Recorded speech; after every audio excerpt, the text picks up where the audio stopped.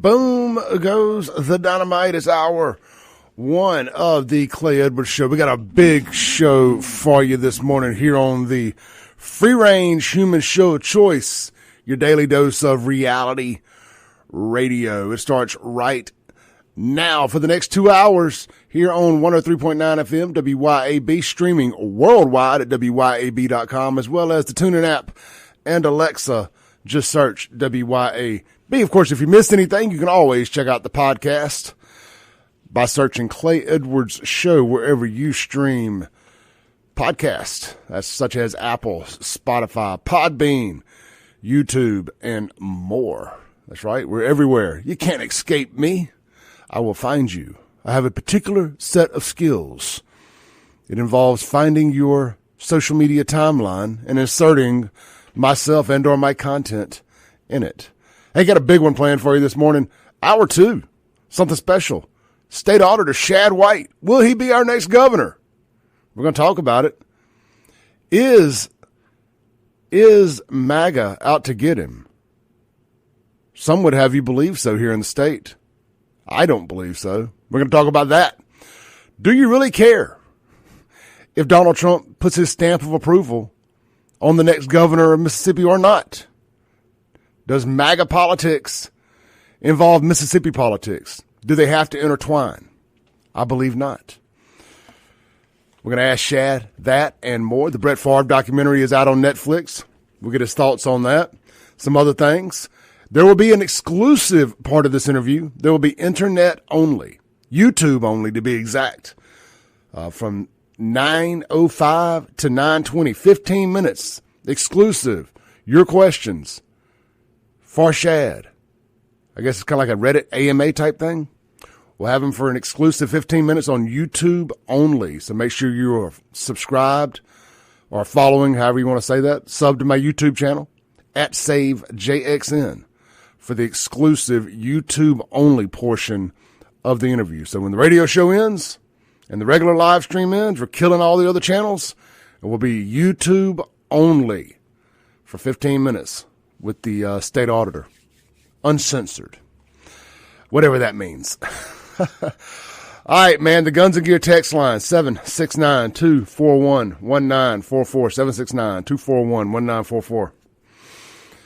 My nose is itching. We would only do that when I'm on camera. So why are you scratching your nose? Because it itches. That's why. Where shall we start this morning? I got a couple things I want to hit. We got a packed first hour here.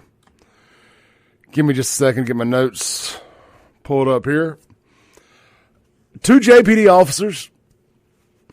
We got some exclusive information here to the Clay Edwards Show about the 2 JPD officers that got arrested for fighting with a Walmart employee in Ridgeland Saturday night around 9:30. You know, I was talking about this yesterday, and I was kind of hesitant when I finally made a video yesterday afternoon. I got away from the house and I was sitting there in the parking lot burning some time, and I made a video about it. And I'll just be honest, it wasn't my best video because I really wasn't all in it. Something told me there was more to this story, and that as bad of a look as it was for the cops to find themselves in this situation off duty in another jurisdiction, I just felt like something wasn't right. I said, well, they also arrested the employee. That tells me that he was involved in this somehow and wasn't just an innocent victim. So my sources, so I need to layer this with allegedly, but I trust them within JPD, tell me that the employee recognized the male officer and that he had been arrested by the male officer multiple times and started acting a fool. Now, I don't know how the escalation went, but according to my guy, I'm just going to kind of read this and I'll circle back to the story here. I thought I remembered everything. It says, all right, says, I got some info on the officers and the employee arrested at Walmart. The male officer was asking for help and did not realize at first he had arrested the employee several times. The employee began acting a fool and a fight started. Ridgeland PD learned of this and did not want to take them to jail, but Walmart insisted. I'm guessing Walmart insisted because of potential liability issues. I don't know. So, RPD, according to my source, did not want to arrest JPD. So I'm going to do something unique here, something I've never done.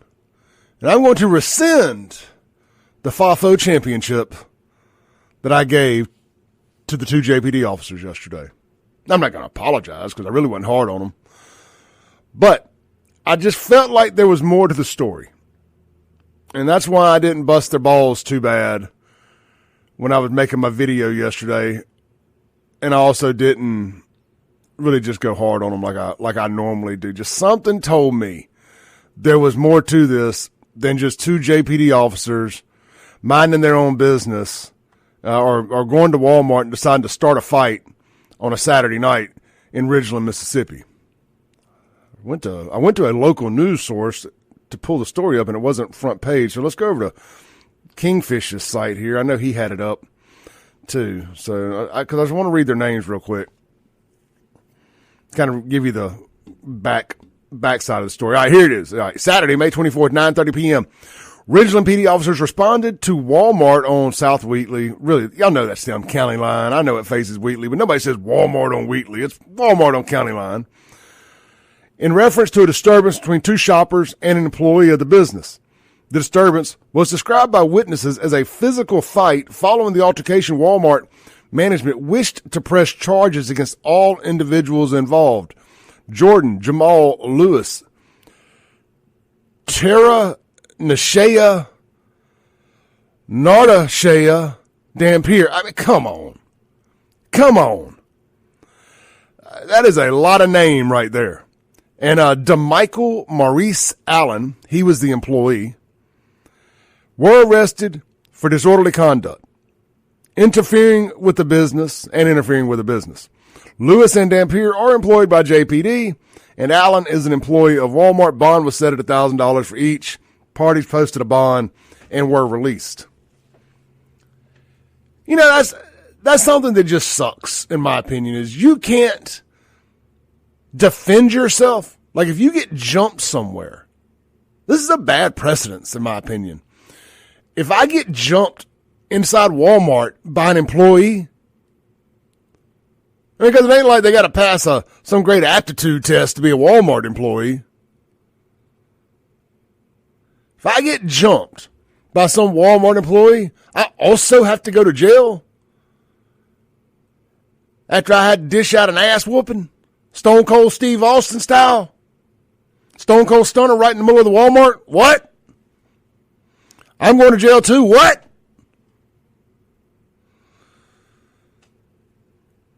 I'd sue Walmart. Straight up. And you will rarely hear those words come out of my mouth. If I'm the two JPD officers and video evidence backs this up, I would sue the hell out of the Walton family. A rogue employee assaults two law enforcement officers that he knew were cops because they had arrested, or one of them had arrested him multiple times. I had to defend myself. Self-defense, it's a thing.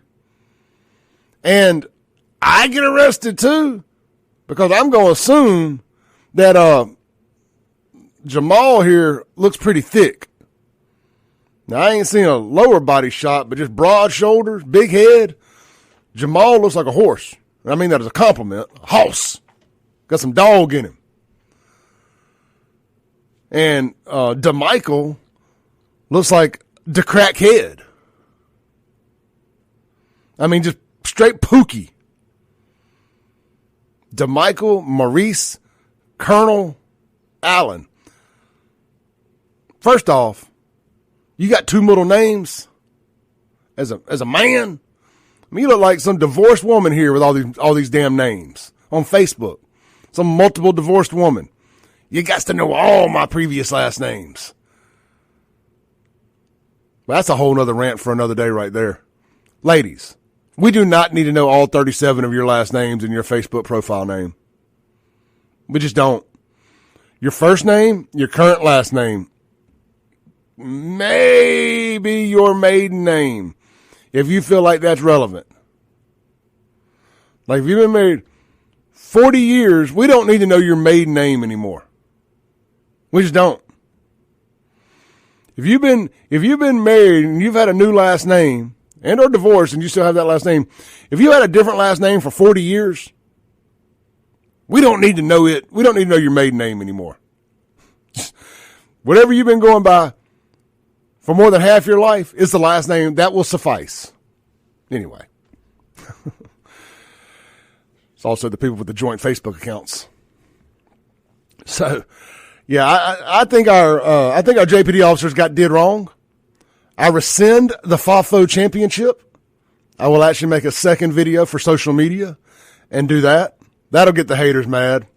You know what's funny about this too is on WJTV, one of my listeners tagged me in this post, and some of the agitated black folks in Jackson got mad at him. Like, why are you tagging him? Well, first off, I have the technology. I get notifications on my phone from WJTV, LBT, APT, and other outlets. I was already aware of it. Y'all don't have to tag me in news stories. I do appreciate it. I'm glad y'all think of me. But for the sake of y'all getting attacked by the crazies, there's really no need to tag me in news stories. I see every one of them. They post it to social media. They push out a notification on the apps, usually. But I do appreciate y'all thinking of me. But I do find it funny. It says a lot about the mentality in Jackson when they're more concerned about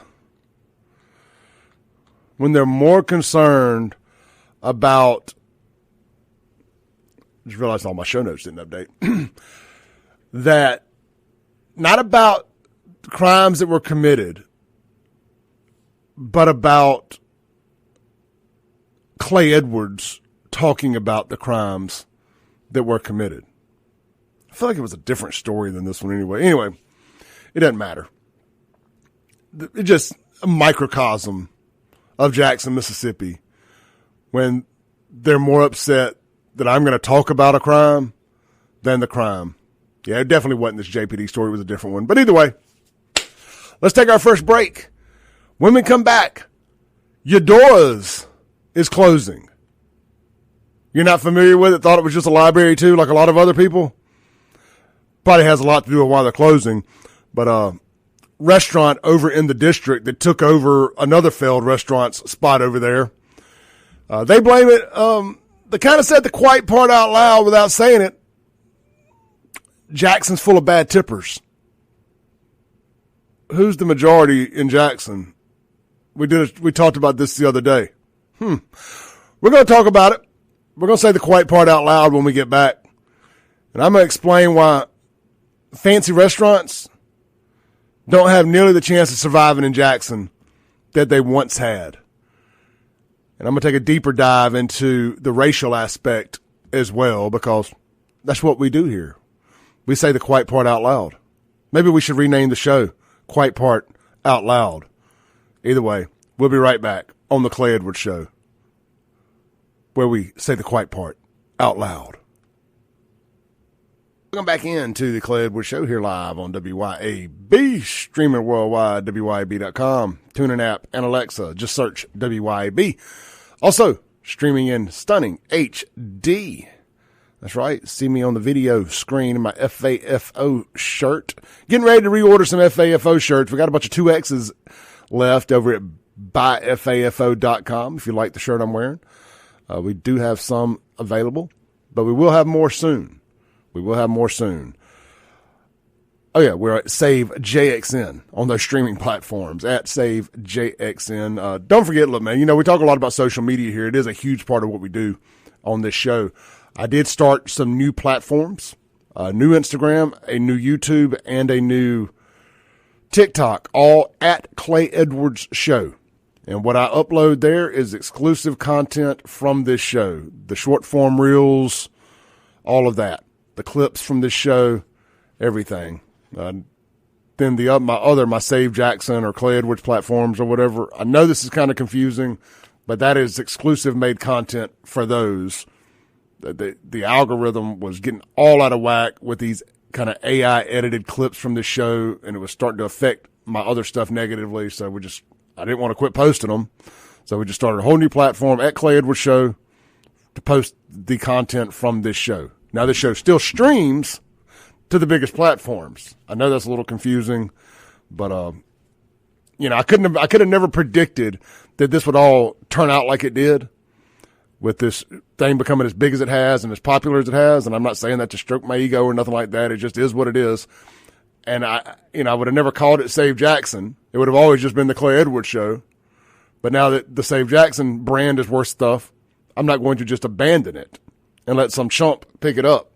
Because if you change the name, the at on these social media handles, you lose it. But also didn't want to lose Clay Edwards Show.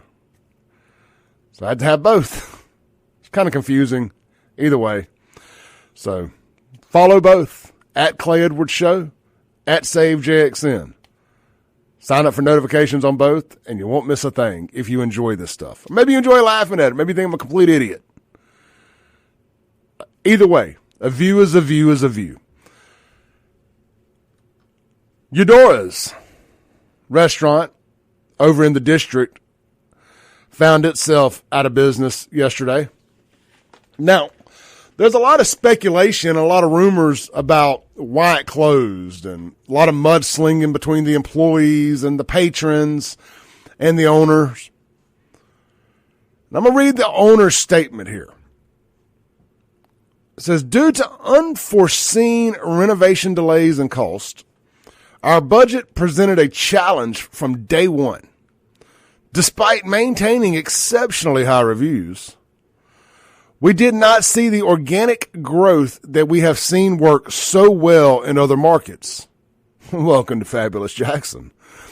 We committed to paying a living wage through a combination of tips and hourly pay.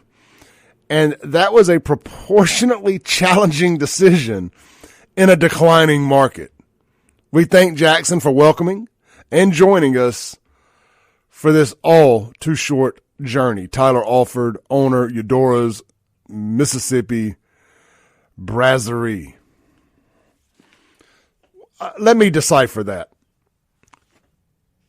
Jacksonians don't tip. The service was bad. So what I saw was a lot of people complaining and said the service was bad. I've seen multiple hood rat fight videos that made it look like the Margaritas Cinco de Mayo weekend brawl. Made it look like the Juicy Crab brawl, or whatever that place was called. You're not going to get good employees when you have trash clientele. When you have trash clientele, they're not going to tip. When you have trash clientele that does not tip and you get bad employees, you're not going to get good clientele that doesn't want to be around trash clientele.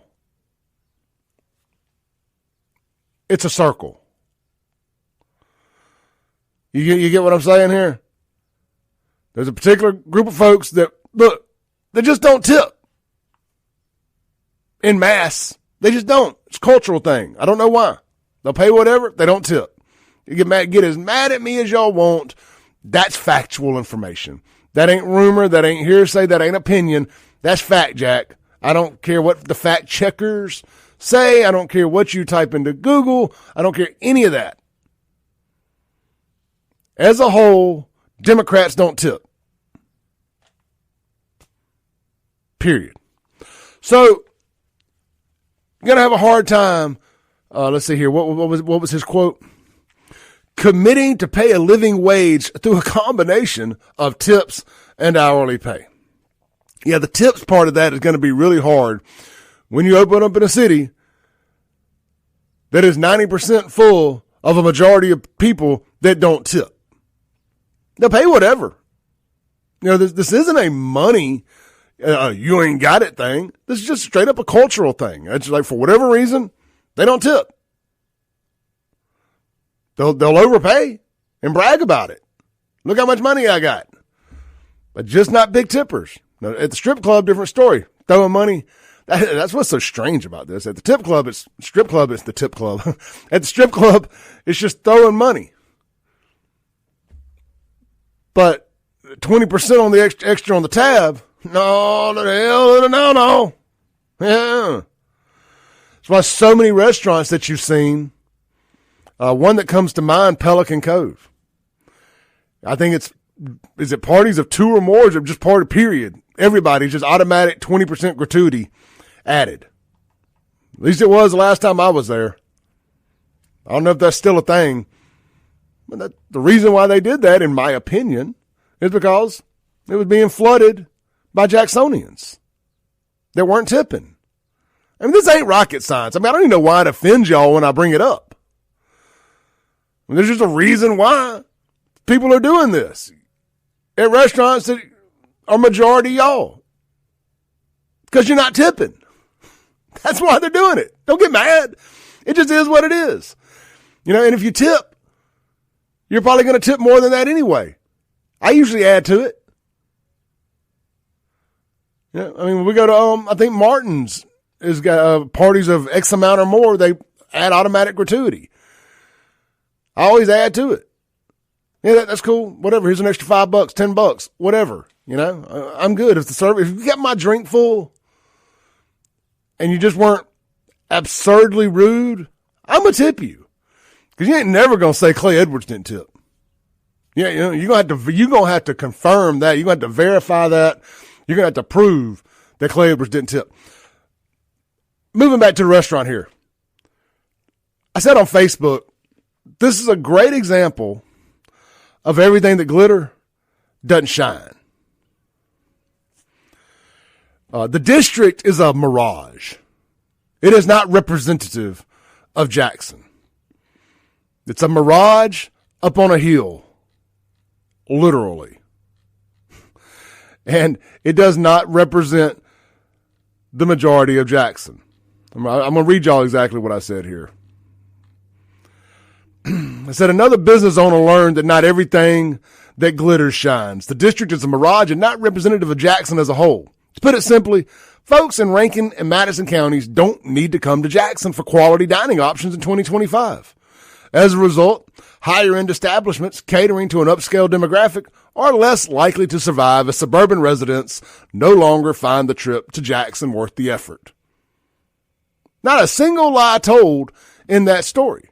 Now, some smart ass got in the comments and said, I just can't take your talk about food seriously when the first time you went to Bravo was in December. Now look, this is no knock on Bravo, but if Bravo is your standard bearer for all things great food, that says more about you than it does me. I enjoy Bravo. No knock on Bravo. There's other good food equal to or better than Bravo without me having to come to Jackson to get it. Period. Again, no knock on Bravo, but because I haven't chosen to go to Highland Village, that's such a Northeast Jackson snobby thing. The whole Highland Village shtick. Yes, there's some nice places over there. I would much rather go to Monty's. I would much rather go to Monty's if we're talking about comparing apples to apples here. See, I'm from South Jackson. See, Monty's opened up a location in South Jackson back in the 90s. So now, because he did that, I follow Monty around. Anyway, plenty of great restaurants and fine dining options in the counties now. And folks aren't having to come to Jackson to eat. and deal with it. Having their cars broke into. Everything else. All the hustle, bustle, and BS that comes with Jackson. So when you come and you open up a restaurant that, let's just be honest, kind of caters to a more affluent crowd, white and or black, this ain't a race thing. You're fighting an uphill battle hoping to survive in Jackson. You just are. Now, if you come into Jackson and you open up something like a Juicy Crab or a Mexican restaurant or some other things, all you can eat buffets, I mean, that stuff works in cities like Jackson. That's not an insult. That's just fact. You know, if you open up somewhere and you have little petite plates, I mean, there's a reason Babalu didn't work for long. Those little fancy schmancy, trendy, upper crest type places struggle. In a city where the type of people that like that only live in Belhaven and Fondren, generally speaking, there ain't a whole lot of them. And you're truly dependent on people coming from outside the city to support them. When they have places 5 minutes from their house that already do the same thing. Like I used to have a joke about Fondren. I said, Fondren's where suburbanites come and play Jackson for the day. And they're doing that less and less now. We'll be right back. This is the Clay Edwards Show.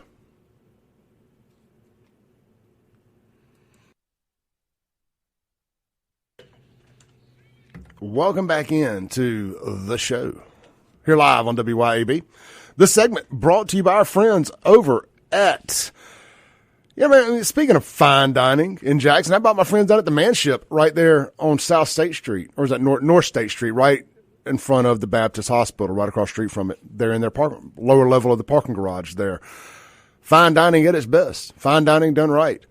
Look, did you know that they have a daily blue plate special for only $15? That's right, man. Check out their Facebook page for the menu. See what's available there. Here's something I love. They've constantly have great whiskey and bourbon specials. They were hands down the best whiskey bar in the state of Mississippi. They're voted, I think, number 67 in the country out of the top 150 whiskey bars, bourbon bars. The Manship right here in Jackson, right there in Belhaven. You can't beat that. Did you know at happy hour, you can go try one of their famous wood-fired pizzas for half price? Hey, don't meet me there, beat me there. The Manship right there on North State Street. Veteran-owned, locally owned, veteran-operated. Mr. Stephen O'Neill, Jacksonian, doing his thing, man. We had a great interview with Stephen on the show last month leading up to the mayoral election. And really great guy. Really great guy. So many good business owners in Jackson. You know, I fight for them. I know y'all think that I'm fighting against them. I'm fighting for them. And I hope with Lumumba gone that they see some prosperity and they see some hope. And when you have a piece of crap human being like Lumumba out here personally attacking white business owners because they supported another black mayoral candidate. They're racist because they supported another black mayoral candidate not named Free the Land. Oh, idiots. Anyway, get out there, support Stephen and the team at the Manship. And hopefully we'll see people less afraid to come open up in Jackson. Circling back to why a lot of places ain't opening in Jackson. And one of the big elephants in the room, and it's actually something Stephen dealt with, and we talked about it here on the show, is black folks making up imaginary claims of racism like Other Kane did about Stephen O'Neill and the Manship. That's something we talked about on the show, so I don't mind bringing it up here. But, you know, one of the big elephants in the room and why I would never open up another restaurant, sports bar, or anything, period, point blank, just about anywhere, is because of this myth that anything bad that happens to you in the restaurant, and black people, I'm talking to you, anything bad that happens to you in the restaurant being racism. Oh, got bad service just because I'm black. No, it's not. It's not, there's no roaming flock of racists. There's no magna cartel of racist restaurant owners that just want to give black people bad service so they won't come back. It doesn't exist. Sometimes you just get bad service. I had a Facebook memory pop up the other day. So this is all very relevant. This whole Eudora thing, it's all very relevant. 2 years ago, a guy shared a bad review. A guy by the name of Carter Desmond, on May 25th, 2023, shared a terrible review and accused Mugshots in Flowwood of racism because he got some bad service. Now, I'm not gonna read the whole review, but I am gonna read my reply where I shared it. I was like, so bad service automatically equals racism? I'd say that you most likely got bad service from a bunch of kids that would rather be doing anything other than working. Nothing about that entire description sounds racist in my opinion, but hey, what do I know? Maybe there's a secret cabal of racist restaurant employees intentionally making sure black folks get terrible service so they don't come back. I said that 2 years ago, and I still believe that today. Your bad service, your bad experience, again, could it have anything to do with you, maybe? Could it possibly have anything to do with you get what you give? If you come in somewhere with your butt up on your shoulders and treating people bad, maybe you get what you give. Now, we can make the argument that the restaurant employees should be above that and they should treat you well and all that stuff, regardless of how rude you are to them. But we're talking about restaurant employees here. No knock on restaurant employees. I'm just saying. No. It's just, it can never just be any other reason. That's just one of the reasons I got fed up. One of the reasons I got fed up. One of the reasons I got the fatigue is because you can't ever just not like somebody or have a problem with somebody black without it being because they're black in their mind. No, it's because you're an a-hole. That just so happens to be black. People are tired of it. People are absolutely tired of it.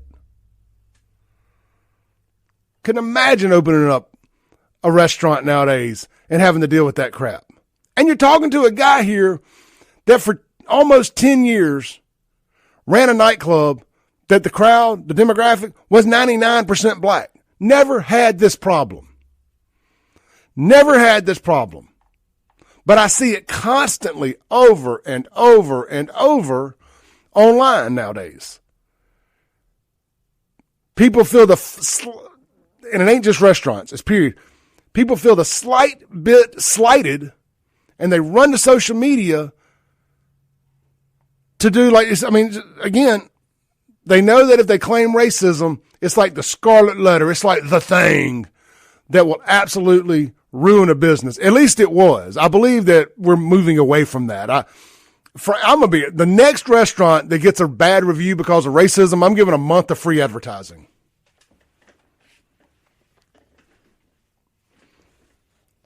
As long as we know it was false. You know, I mean, really, I don't even care. Like, define racism. Pretty much to me, unless they didn't come over to your table, anything short of calling you the N-word and telling you to get out or saying, I'm not serving you because you're whatever race. I don't know what else racism looks like in a restaurant. I just don't. Or any other business for that matter. I mean, unless you're explicitly told, I'm not serving you because you're of another ethnicity, or they call you the N-word, or again, racism happens to other people too, other than just black. Or they call you, some other derogatory term, cracker, or something like that. You didn't have racism, you had bad service. We got to start standing up and fighting back against this stuff.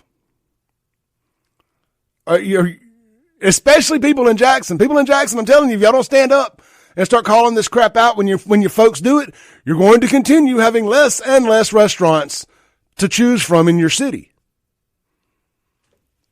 You know, you're talking to a guy that grew up in South Jackson, right on the outskirts of Byram there, and was used to having to drive 30 minutes to go do anything. I didn't grow up in Northeast Jackson. I constantly had to drive to North Jackson, to Rankin County, to wherever to eat. And that's the situation y'all are finding yourselves in now. That live a lot closer to the center of Jackson than I did. Because all the things in the center of Jackson are closing. And we always thought, why don't they just move to Rankin County? Do you know how expensive it is to move a restaurant? I mean, you know that most restaurants, as nice as they may be, as much of a local tradition as they may be, most restaurant owners are just living paycheck to paycheck, just like you. This myth of the millionaire business owner, oh, they own a business, they were the rich. That is a myth. That is an urban legend.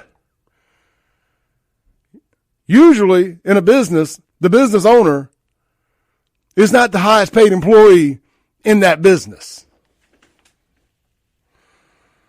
I'm telling y'all, all this crap y'all been doing, all this racism that, is coming back to bite you in the butt. You look up and you wonder why you got food deserts in your neighborhoods, why no grocery stores want to come open up, why no restaurants want to come open up. Could it have anything to do with any of this and the fact that you have to deal with being robbed, stolen from, and everything else? No accountability, per usual. We'll be right back. Don't forget, coming up, hour 2, we got State Auditor Shad White in the studio, talking all things political, talking all things in Shad White's universe. Just chopping it up with Shad White. We'll be right back on the Clay Edwards Show.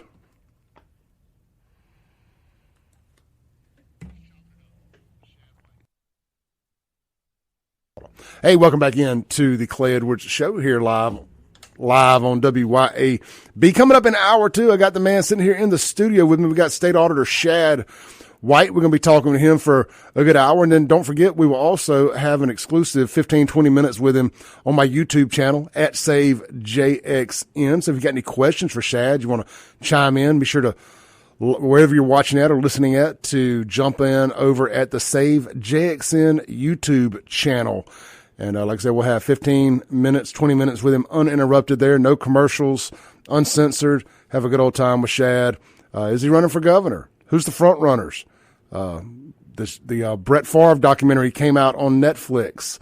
We got a lot to talk about with the auditor, everything that's going on with him here in the state, and more. This is the Clay Edwards Show. We will be right back on 103.9 FM, WYAB, and online.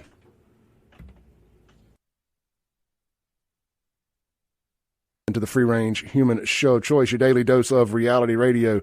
It is the Clay Edwards Show. And we got Mr. Shad White in here. Why is Shad's camera not working? Well, you know what? That don't matter. It's a radio show first and foremost. It is an internet show. Let me cut. I tell you what. We can do without the camera. We can't do without his microphone. There we go. We got State Auditor Shad White in here. Let's put that on. What's going on there? Anyway, well, I'll get that situated during the next break. Oh, I know what it is. It would help if I cut the camera on. Boom. Voila. Boom. Voila, the magic of the power button. Shad, good morning, brother. What's up, man? How are you doing? I'm doing good. How are you? I'm good. Just trying to crank the week back up. We took my one beach vacation with my 3 kids this past weekend, so I'm exhausted. Vacations with your kids at the ages we have, 6, 3, and 2, are not relaxing. They're a lot of fun. They're not relaxing. So cranking back up. We stopped in Memorial Day and stopped at the USS Alabama. I was telling you that in the break, which I've never been to. If you've never been, it's worth going to. Really good thing to take your kids to go and do on Memorial Day, especially, and kind of explain to my 6-year-old, what Memorial Day is. It's for soldiers and military members who have died doing their duty. And, that's a serious, heavy conversation for a 6-year-old, but they have to start learning about why we have all this stuff that we have, why we're able to go to the beach, why we're able to be free. I love that, man. I love that. We have kind of, and I'm as guilty of anybody as this, lumping all of our military appreciation into Memorial Day. True. Yeah. And I don't mean, I say we're guilty of that. I don't feel bad for being appreciative of all of our military, but they're usually the first ones to tell you, like, no, that's not for me. That's for our ones that's for the ones that gave all. That's right. So we do appreciate your service, man. You're getting ready, no problem. You're getting ready to go back on do some duty, right? A little bit, yeah. They we'll find out here in the next couple of days if I have to go away. But it's always part of life in the National Guard. I'm in the National Guard, and so I encourage anybody who's thinking about doing it, if they haven't served and they want to serve, National Guard's a great way to do it. Reserve's a great way to do it. I remember when you're in the National Guard, you go through the same training that the full-time members of the military go through. So at Air Force Officer Training School, I was there, and we had this MTI, this drill sergeant, who would kind of, like, anytime there was a break, anytime we were standing still or whatever, he would come up and get in your grill, and he would quiz you on military history, and especially the history of the Air Force, because that's the school we were at. And he came up to me one day, he said, "White, what's the difference between Veterans Day and Memorial Day?" And thankfully I knew that one. I said, Veterans Day is for our veterans, and Memorial Day is where we honor the fallen. And if you get the answer right, you're not getting an attaboy or pat on the back. He's just walking on, If you get it wrong, then you're in trouble. So I got it right. He walked on, and my buddy Eric, who was standing next to me, he was like, "Man, thank God that was you." He's like, "I did not know that one." But that shows you a lot of people don't know the difference. Even some service members don't know the difference. So it's important to tell your kids. Man, have you seen this move online, this trend? I guess that's the word I'm looking for. This trend online, particularly on TikTok. Videos get ripped off of there and posted everywhere, so it kind of becomes a trend of everywhere. But a lot of this nonsense starts on the tickety-talk, and which I'm a fan of. I'll be the first to admit it. But the Democrats are trying to cancel the 4th of July this year. I hadn't seen that. And I would play some of the videos, but they got so many cuss words, but because we elected Trump and they're upset, and we're colonizers and all of that stuff. And man, can we get back to, does everything have to be political? I thought they liked democracy, and when the election comes out the way they don't like, all of a sudden they don't like it. Is that the moral of the story? That's the moral of the story. It's ridiculous. This is what I believe about that viewpoint. The whole that viewpoint is based on the fact that politics for people on the left has become their religion. For me, my faith is my faith. That's the thing that I think is most important. It's the thing that I will defend to the death. And for a lot of liberals, they don't have that. And so politics becomes their religion. So any time that somebody gets elected that they don't like, it's like watching the devil take over the church or something. That's the best way that I can analogize it. And so they get mad and they want to burn the whole thing down. Look, I've been saying the same thing for a few years that we've replaced, and it isn't just the left, unfortunately. That's true. You got the woke right and the woke left. That's true. And the woke right have replaced their religion with politics too. And I don't know, Shad, if it's a self-esteem issue with people and they have nothing else in their life, so they make their politics their everything. Yeah. And that's just all they know how to do.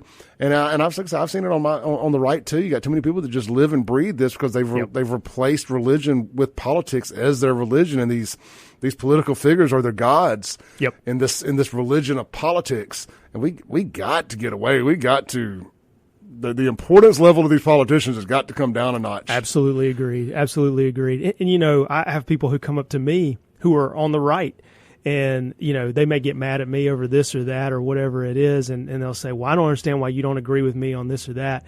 And I'll tell them, look, if you ever find a politician who says that he or she agrees with you on everything, all you've met is a liar. All you've met is somebody who thinks that their position as a politician is the most important thing in the world, and so they got to do everything possible to keep it. So they're going to lie to you over and over and over again, just to make you happy, just to keep that job. And if you want to vote for people like that, be my guest, go right ahead, free country. You're welcome to. But I tend to think that we're better off with people who are just willing to tell the truth, doing their jobs, even when it's difficult, even if it's going to make somebody mad, and then you get the best results. I think that's the kind of elected official that yields the best results. We don't have a ton of them, but those are the kinds of elected officials that I think get the best results. It's why people are drawn to Trump. I heard somebody talking about it the other day, how Trump kind of holds court. Like he's like a rock star when he goes and does these big rallies and stuff, and he doesn't use a teleprompter. It's all kind of, he has an idea of what he wants to talk about, and he goes in there and he's able to fill up these arenas and stadiums and whatever and just hold court, and people are drawn to it. Yeah. Like I know people who aren't Trump supporters that have gone to his rallies and be like, man, that was fun. That was an experience. I actually like him more now after seeing him in person and not just sound bites and stuff like that. And people are drawn to Trump, his flaws and all, because he is imperfect, because he is authentic. They feel like they know him. They do. And I think that we do kind of know him because I think he is being authentic for better or worse. Look, I'm like anybody else. There are times I wish he would just maybe not say that. It's like, do we have to stir the pot today? But that's what I love about him at the same time. And I'll never be one to tell somebody you shouldn't post that. So, I dig it. And we need more guys like that. And I think we're getting more. I think he has reset the deck on how politicians put themselves forward nowadays. Because the whole days of a scripted, the Democrats are still doing this. That's right. I said, sans Bernie Sanders. I'm not a Bernie guy, but I'll give Bernie this. I know he's sold out here in the last few years, but I still think he's a pretty authentic guy. And when he gets on there, he's not reading a script like so many, like a Kamala Harris, like so many others. They're just kind of reading a script and reading a teleprompter. And if the teleprompter goes out, they just sound like a CD on skip. That's right. Yeah, that's right. Well, I think we have Republicans who do that too. Oh, absolutely. I have folks who'll get mad at me for posting stuff on Twitter. Same for you. They'll get mad at me for posting something on Twitter. And my comment back to them is always, well, look, if you want to go support somebody who has an intern who writes a boring tweet every 12 to 18 hours just to fill up their account, by all means, go vote for them again. But I'm here to tell you, you have no idea who you're actually voting for. All you're doing is voting for the intern who's posting boring tweets. You're not getting a vision of who that real person is. And look, you may not love everything that I do. You may not agree with everything that I do, but you're getting it unfiltered. When you see me tweet something, it is because it popped into my brain and I said it. Now, sometimes I'll run it by my wife just to make sure it's okay. But for the most part, you're getting me unfiltered. And I tend to think that what you said is exactly right. That's why people love Trump, but it's also what people are coming to expect of their politicians. This is another one, Vivek Ramaswamy, who made a commitment really early on when he started running for governor that he was never going to use a teleprompter. And I don't even think we have teleprompters here in Mississippi for politicians to use, but that's the kind of thing that constituents want to hear. They want to know what they're getting. They want to feel like they know the person. And we got a lot of politicians in Mississippi who they either miss that memo or they're not talented enough to actually live out in the open, answer tough questions, put their real thoughts out there and defend them. That's a problem. It's a problem for our constituents because they expect to know the person that they're going to vote for. Well, I'll say this: every single one that's every single one of our congressmen. I've never seen a bunch of people who online feel as inauthentic as they do, and just missing such a great opportunity to connect via social media with people that like our congressmen here in the state do. It's just like none of them do it for me on any level. It's really, really confusing. You see what works well. Mm-hmm. Like you see, like Ron DeSantis, for example. I know that he's on the MAGA's bad side right now. I think that will autocorrect over the next few years. Yeah. I truly do because he's just too good. He's just too talented to go to the waste bin of political history. I think that we'll get this fixed, and I think 2028 will come down to him versus JD. In a slobber knocker, in my opinion. Yeah, I can see that. But you see that as. Like I always thought, like during COVID, that Tate missed a really good opportunity to look at how popular Ron was and what he was doing there in Florida, and not try to replicate that somewhat. You don't have to be fake about it, but not feel so robotic. Yeah, like people like authentic, and people like somebody that punches people in the face, so to say. I do.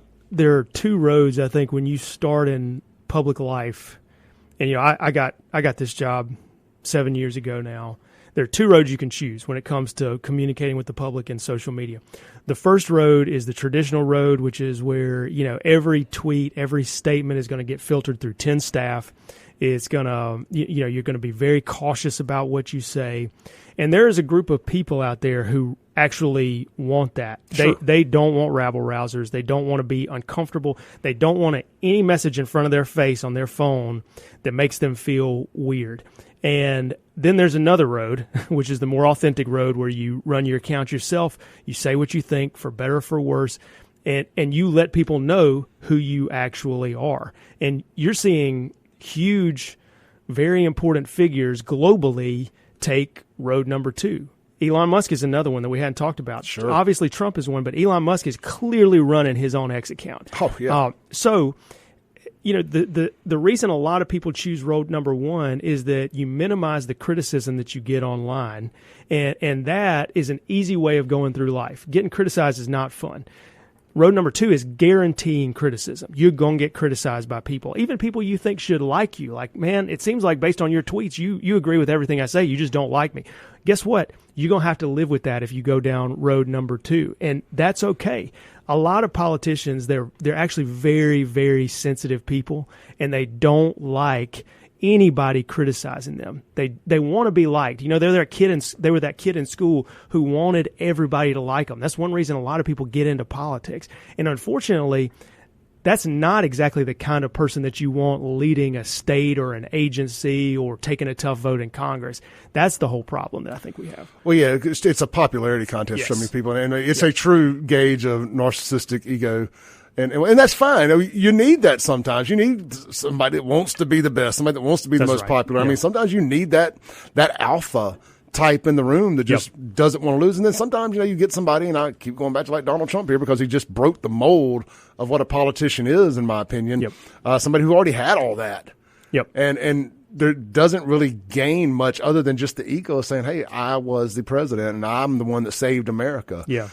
So tell me about your J.D. DeSantis theory. I think that's interesting. It sounds right to me. It sounds like it could be between those two. I'd throw maybe a couple more names in there, but what do you think about it? What do you think about that race? I think Ron is I think we're going to get a little removed from 2024 and the MAGA versus DeSantis stuff. And he surrounded himself with some really bad people, I think. No doubt. I don't know who. I couldn't tell you the names. Maybe it was all him. I mean, he made the decision, so it falls back on him. His ads were terrible back in the presidential election. They were, and going after I thought he missed the mark going after the LGBTQ stuff the way he did, and I thought it alienated a lot of conservative LGBTQ people or LGBTQ people. Because look, I call them out. I call the rainbow supremacy out all the time around here, and I'm not a fan of a lot of the nonsense they spew towards our kids and all that stuff. But even I saw some of that stuff, and I've got some gay conservative friends, and there were big Ron DeSantis supporters, and I was kind of following their lead a little bit. But like even I saw some of the stuff, I was like, that's cringe, man. Interesting. So we'll see if he can correct and come back from that, because at the end of the day, we do have to accept that is a big portion of the population now.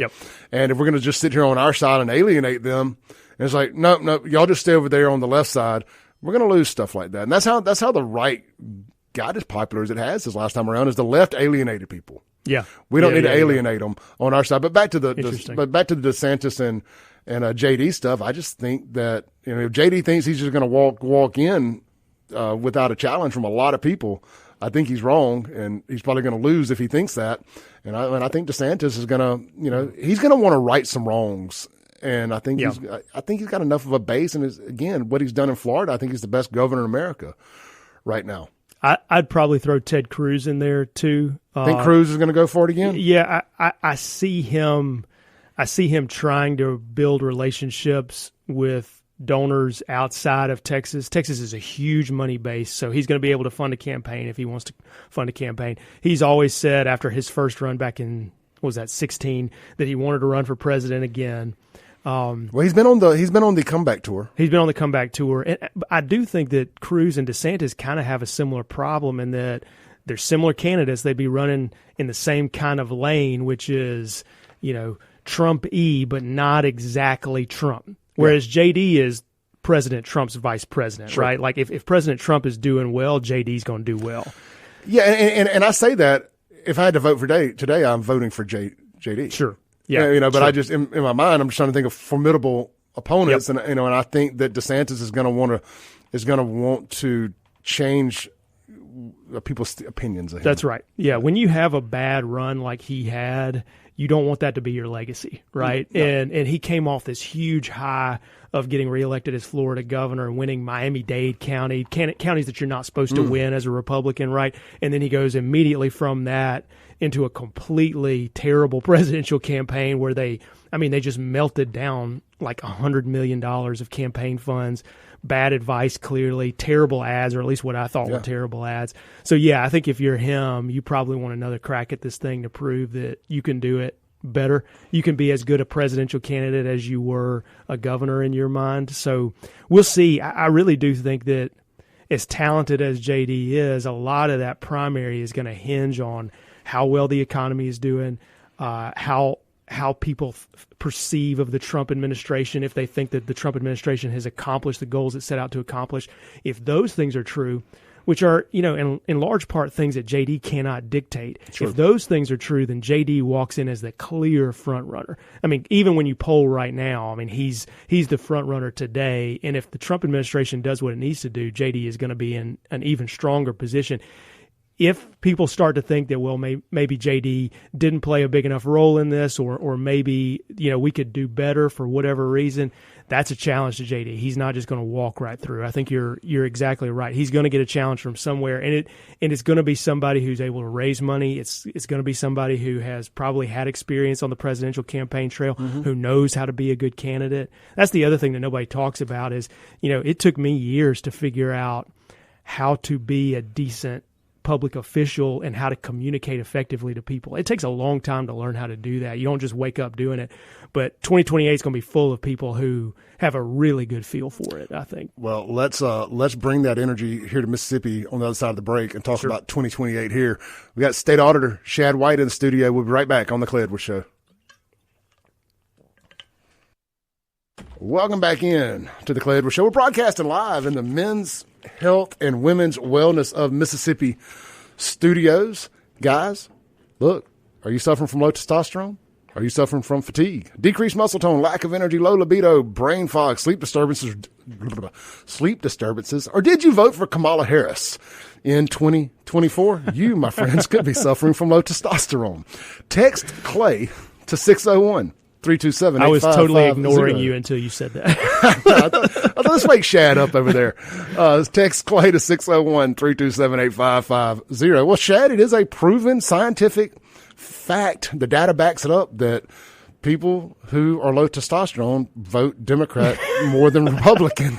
I didn't make this up, but once I stumbled across it, I was like, ding, ding, ding. I do see a lot of dudes. I'm like, how many pull-ups can you do, man? Like one? Can you get one out? Yeah, I will admit that pull-ups are my weakness.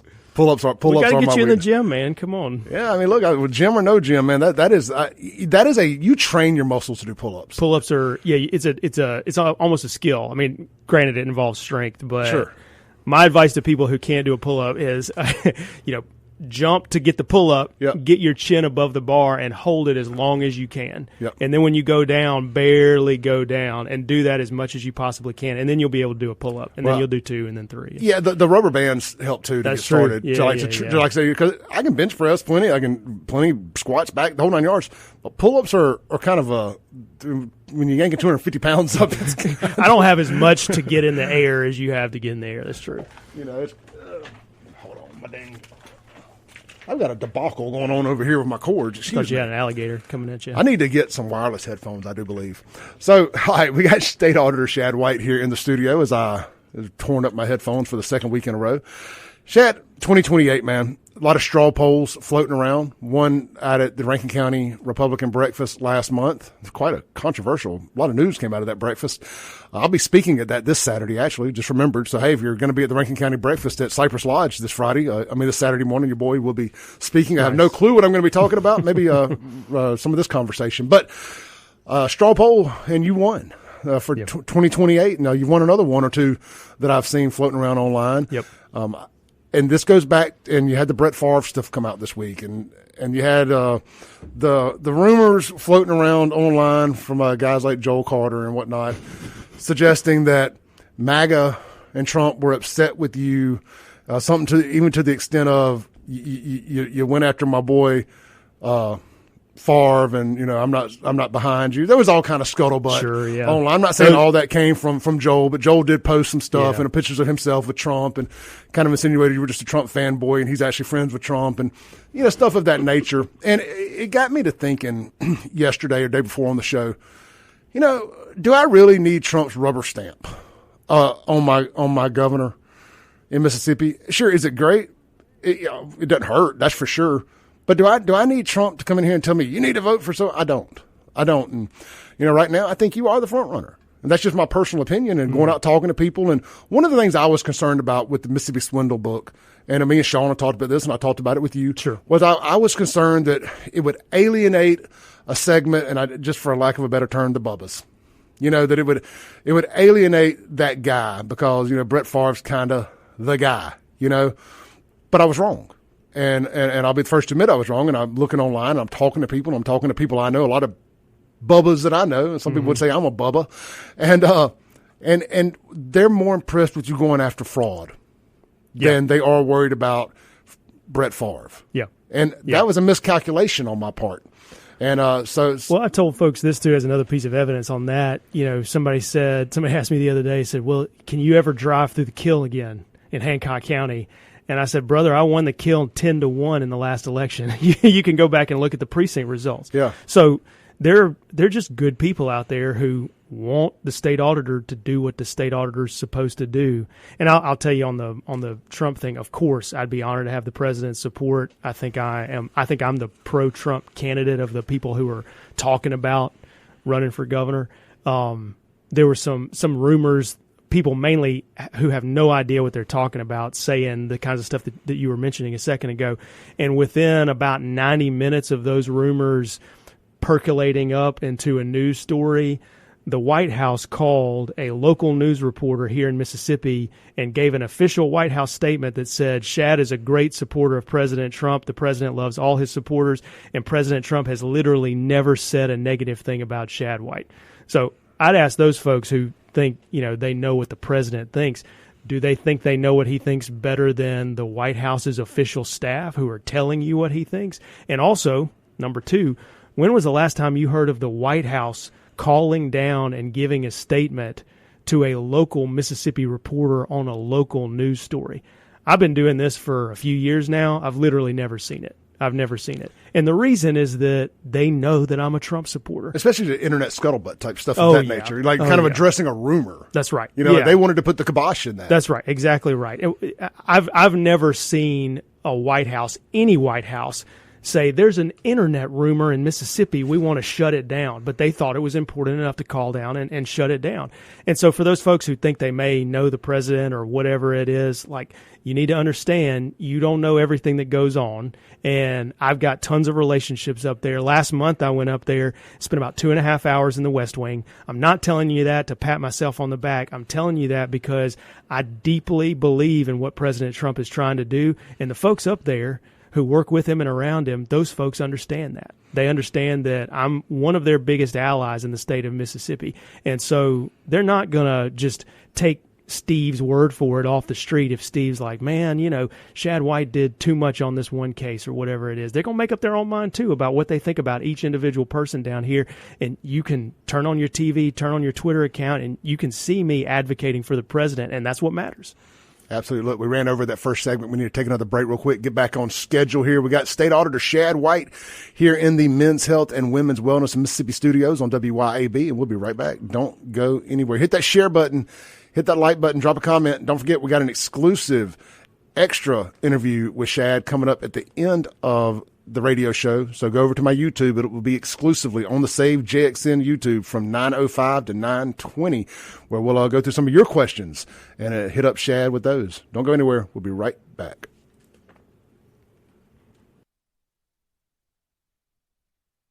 Welcome back into the Clay Edwards Show. We're broadcasting live here in the Men's Health and Women's Wellness of Mississippi studios. We got State Auditor Shad White. Real quick, this segment is brought to you by our friends over at, how about our friends at Stonington Farm Beef, man. Look, grass-fed, grass-finished, 100% Mississippi-raised beef from right down there in Perkinston, Mississippi. Dr. Stonington knows all about it, guys. Again, the meat's mRNA-free, antibiotic-free, and steroid-free. It's as best. It's as good as it gets right here in Mississippi. They come up to Central Mississippi once a month. They meet in 3 local areas in Brandon, Ridgeland, and Florence. Make it really easy for you to pick up your order from them. You cannot order or you cannot buy off the truck. You have to pre-order. So please keep that in mind. And what you do is you'll call Miss Katie. You're going to talk to the owner. You're going to tell her exactly what you want. She's going to be able to ask any questions you have. She's going to answer all of them. They're very, very well knowledgeable and informed about the grass-fed beef. I've been eating it for 3 years now, I believe. I love the beef, the ground beef, the hamburger meat.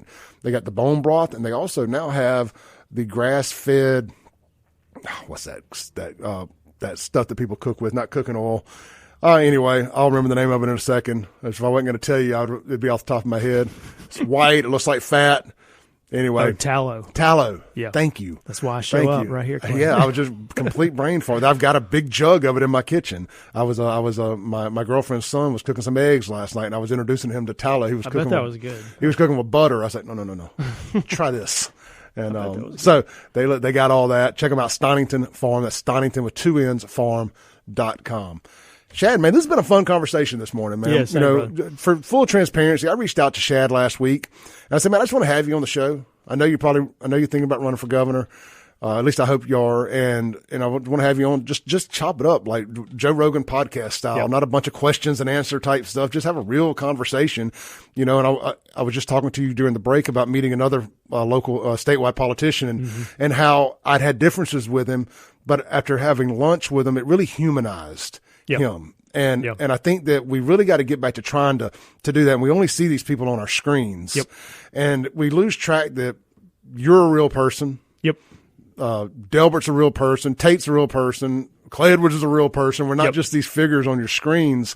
And it's good to have real conversations with people and let them get to know you beyond just the veil of political opinion. That's right. Yeah. So I appreciate you coming and sitting down for the audience to take the opportunity for them to get to know you a little bit better. But you're one of the more transparent guys out there anyway, going back to what we said about Twitter and how active you are on social media.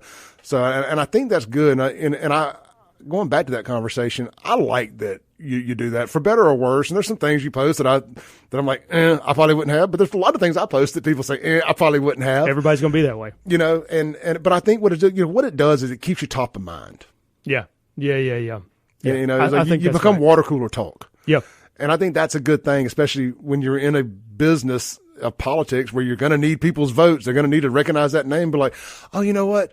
He said something I agreed with. Yep. And it wasn't in a political ad. Yep. It was something on Twitter. That's right. I think it's a great tool. And I say Twitter is a catch-all for social media. Yep. Because I copy and paste a lot of my stuff everywhere. I'm like, oh, that was good. I want to make sure my people on Facebook see it too. Yeah, 100%. Well, here's the other thing that I think is very valuable about being transparent on social media, and this has to do with my job in particular. I mean, a lot of what we do in the state auditor's office is constantly identifying fraud, waste, and abuse. But a lot of times it is fraud, waste, or abuse that we can't do anything about. So we'll see a state agency buy $5,800 TVs. I don't run the state agency. I can't walk in. I have legally no authority to walk in and tell them, stop doing that. That's too expensive. So how do you get government to move and to change? Well, for me, a lot of it is informing taxpayers about how their money's being spent. And so over time, over the last several years, the more I've talked about it online, the more people start to pay attention. I think they're going to demand results at the end of it. They're going to start electing people who run on a platform of cutting waste. And now, especially since you've seen Elon Musk and Doge and how effective they have been at uncovering all this fraud, waste, and abuse, people want that at the state level. It's not just in Mississippi. You're seeing it in every state. So the only way to get news out about that stuff that we're finding is through social media. You cannot depend on, the Clarion Ledger to write an article every time you find something terrible. Sometimes the Clarion Ledger will write an article criticizing me for finding it in the first place. Now, not always, but sometimes. Mind-boggling. Yeah, that's right. We like waste and fraud. Right. Would you stop it? Would you stop it? Look, I've got a buddy of mine that's a contractor, and he did some stuff at JPS and just told me these stories about the waste in their offices, these extravagant offices, these $5,000 couches, these 80-inch TVs. Now, in defense of 80-inch TVs, you can get one for $800 at Walmart nowadays. That's right. But still, why do you need an 80-inch TV in your office at JPS? Yep. Why do you need a $5,000 couch? And one of my gripes with you early on was, why aren't you going after Jackson? Well, then I found out why you can't go after Jackson unless you're called upon Yep. 2, you can't, right? That's and right. the way that Can't kinda even works. audit it. Yep. Can't even That's audit right. it. So, and that's just not just Jackson. That's municipalities in general, right? That's right. Like registered cities. That's right. Can't, but you can go after county. Correct. We can audit counties. We can audit school districts. Basically anything but municipalities for whatever reason. That's tucked into the law. There was a bill. It was not this past session, but it was a session before. It was written by Representative Shonda Yates that would have allowed us to go in and audit cities like Jackson. Not every city, but cities like Jackson. I'm a big fan of Shonda. Even that bill failed. Bill failed. I was for it. I told her on the phone I was for it, and we worked a little bit with her to make the language palatable to, or what we thought was going to be palatable to representatives, and it just didn't pass. So there's constraints, basically, is what I'm saying. There are constraints that you work within as state auditor, and if you're not willing to use every means of communication, including social media and podcasts, radio shows, everything, to get the word out about what you're finding, you're not being effective. You're just not being. Let's talk about this. 2028, you're known for going after fraud. You're going after waste, and you've really grabbed a hold of this Mississippi Doge, Moj. What is Shad White's platform for 2028 if you decide to run for governor? Have you decided? Have not decided, but we'll continue to pray on it and have made no secret that I'm seriously thinking about running for governor. And the reason really goes back to the stuff that we were just talking about. If you spend years finding brokenness in state government, but you have no ability to fix it, at some point you want to be able to get your hands into the engine of the car and fix it. I spoke at Boys State yesterday to 300 young men who are interested in politics, and I told them this was at Oxford Boys State. It's the high school program for young guys that are interested in politics. And I told them, imagine being in a job where you're a mechanic. You're allowed to open up the hood of a car and you can look in and see all the problems. You can dissect everything, but you're not allowed to fix a thing.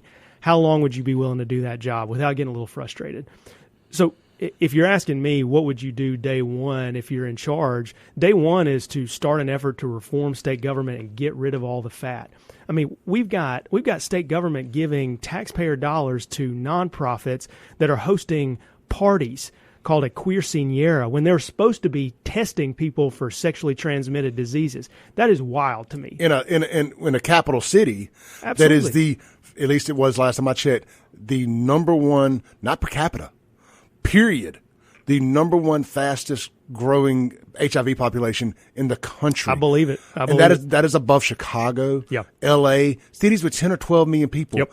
We have citizens catching HIV faster at a higher clip than them. And again, not per capita. Yeah. Like, we're the murder capital per capita, but we are the HIV capital, period. That's wild. And we're just blowing money. Yeah. We sent $850,000 to 3 nonprofits with the goal of testing people for HIV/AIDS, and they, over the course of 5 years, could only prove that they tested a total of 35 people.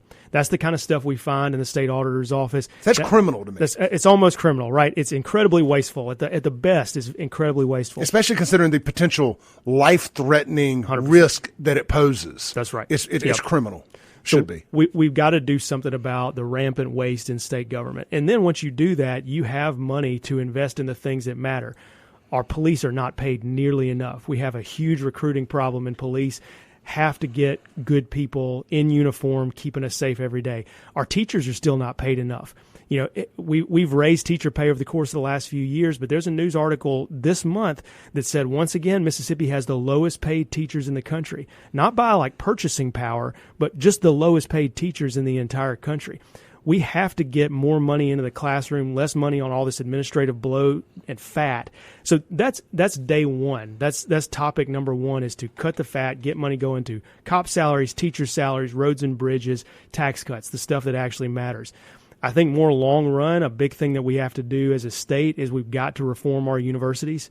I mean, our universities are cranking out kids with degrees that aren't relevant to our economy at all. Tons of them then leave and go somewhere else. Your brain drain stuff is something I've been a big fan of. And I'm a huge fan of tech schools and trade schools, and I talked about that a lot yesterday. And that's how we got to make America work again. That's exactly right. But we got to teach them how. That's right. To work again. That's right. Not go get an underwater basket weaving degree. I know that's a funny little thing everybody likes to say, but it's true. That's about as useless as so many of these degrees Gender are. studies ain't far off from that. It's not far off. Gender studies, race crap, all of that, CRT, all of these woke degrees that you just end up with these administrative jobs, ironically in government. Yeah. We don't need any more of that. No, and that's if they can get a job. Yeah. Usually it's taking on a ton of debt. They can't get a job here other than being a barista. And then so they move to some other city. And now what have we done as taxpayers? We've subsidized the indoctrination of this kid, and we don't even get any return. And we've straddled them with a debt that they're stuck with. Yeah, bingo. And I'm not for erasing people's student debt. You made that bad decision, unfortunately, and you're stuck with it. It is what it is. Yep. Now, if you're going to erase their $200,000 in debt, I would like to talk about some tax debt that I have. I would like to erase. Give me a tax credit. Oh, yeah. If you're going to give them that, then I'm okay, cool. Everybody's getting this because a lot of us didn't make that choice by hook or by crook. Yep. We ended up not going to a major university, and we went and did life another direction. And I'm not saying which one's right or which one's wrong. Look, I went to a university and took on a bunch of debt for law school. My wife did too. And the way we paid down that debt is we had one car between the two of us. We lived in a small apartment. It wasn't the best apartment in the world. We saved every single penny. We really didn't vacation for about 2.5 years.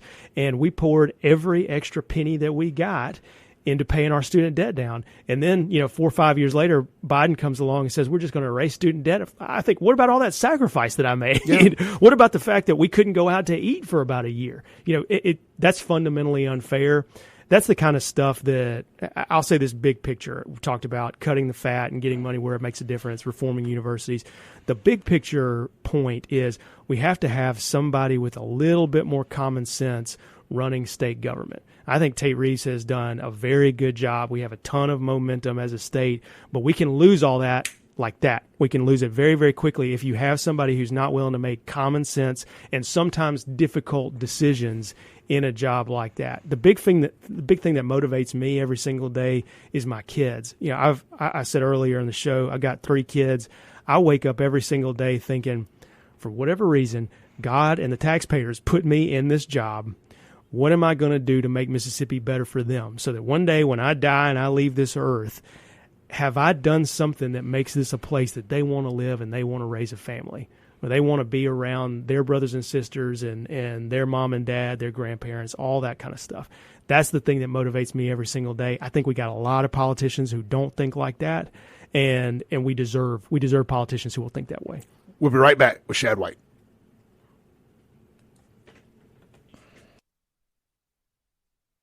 Welcome back in. We got about 10 seconds here. Join us online at my YouTube channel exclusively at SaveJXN for 20 minutes, uncensored, with State Auditor Shad White. See y'all tomorrow.